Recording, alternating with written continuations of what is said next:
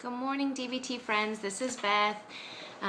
Here with you this morning in Palm Springs, and I wanted to make a short video for you this morning on the DBT skill, Ride the Wave of Emotion.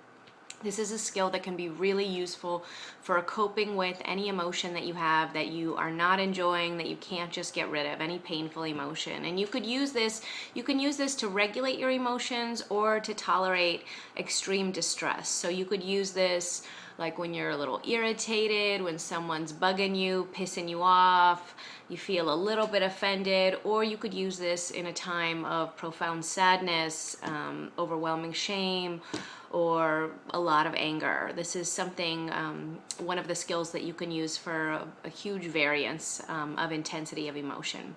So I'm going to start off with a little reading on this skill. I think it says it really well, it really defines the concept of ride the wave of emotion, and then we're going to practice the skill together. I'm going to guide you through how do you actually do this thing of riding your emotions. Okay, so this is the book that I'm reading from, The Myth of Freedom by Chogyam Trungpa. Great book.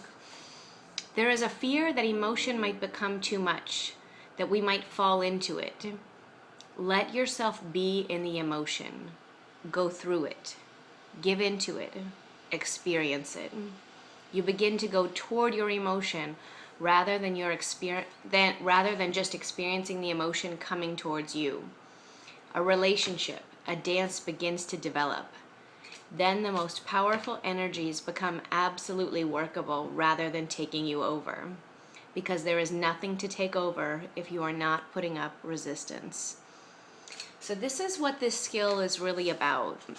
It's about learning to work with our pain rather than trying to force the pain away or to figure the pain out. We all know that stuff, it just does not work. We try it again and again and again, hoping that it'll work by justifying or defending or attacking other people or analyzing or repressing. You know, we all so badly just want the pain to go away. This technique is about learning to tolerate the pain. And by tolerating the pain, it's like we have the volume switch and we can just turn down the volume a little bit. It becomes less overwhelming and less powerful. And as you start to practice this kind of awareness with your emotions, you're going to start to notice that emotions ebb and they flow. Really, the waves in the ocean is a really good analogy to me, because a huge wave comes, it crashes, then a little one comes. This is how our emotions are every moment. When we start tuning in, we notice, ooh, I was a little annoyed, and then it passed.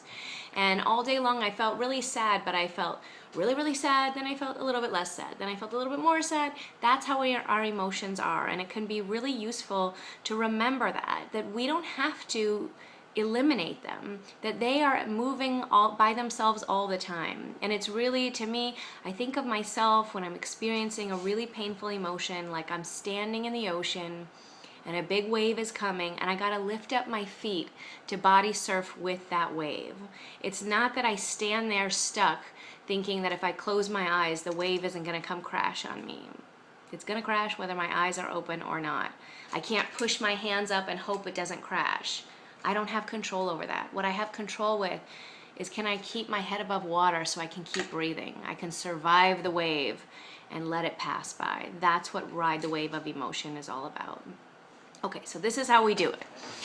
You start off, as soon as you become aware that you're experiencing an emotion that is painful for you, that you don't like, that you can't just get rid of, you turn all of your attention to experiencing the emotion in your body and observe and describe the experience of the emotion in your body. So you let go of, like, I feel shameful. Is it my fault? Is it not my fault? But I don't know if it's my fault, and it's probably that other person's fault. You know, this is kind of how our mind is churning sometimes. Instead of that, you turn all of your attention to, I feel shame. I feel like a pit in my stomach. I feel like sweaty and cool on the side of my face and prickly down my arms.